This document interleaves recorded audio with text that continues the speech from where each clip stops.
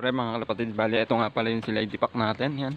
Bali isang linggo na rin siya, 1 week na rin na palipad-lipad kaso hindi natin sinasabay sa ating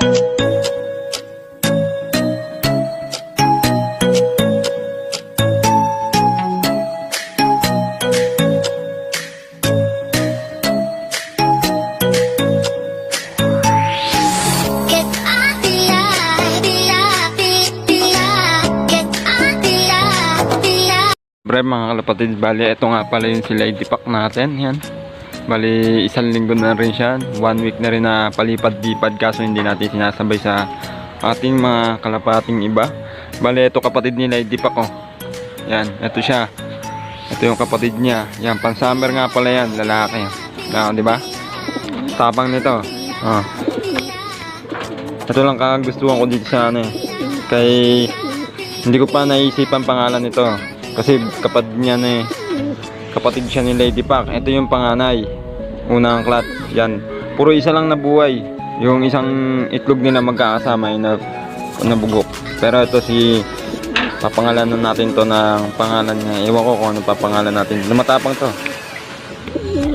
No. Pang diba? Ganda sana tawagin, Boy Tapang. Ngayon, nakasama rin yan. Kasi hindi atin yan, hindi sa atin yan. Sa isang kalapatid rin natin yan. Yan, binili nga pala natin yan sa kanya. Susubukan natin yung ulit. Yan.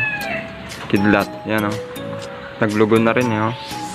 Yan, bali summer. Tatlo nga silang nakasummer nga. Ito si Lady Pac. Yan, bibitaw nga pala tayo. Release natin tong mga anim natin dito pang south to, eh. Yan, release natin.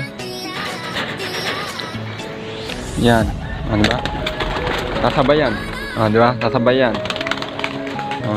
Hindi kayo sumabay. Ayun nyo. Papahingan na sila. Lumipad na yung anim. Diba?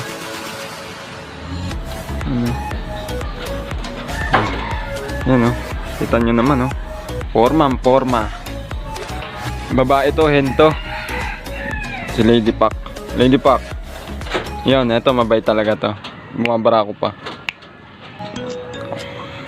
Yan, pakain natin.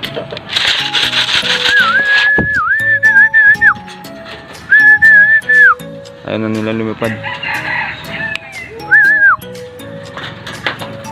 Tama, dadapo to sa akin. Dadapo yan.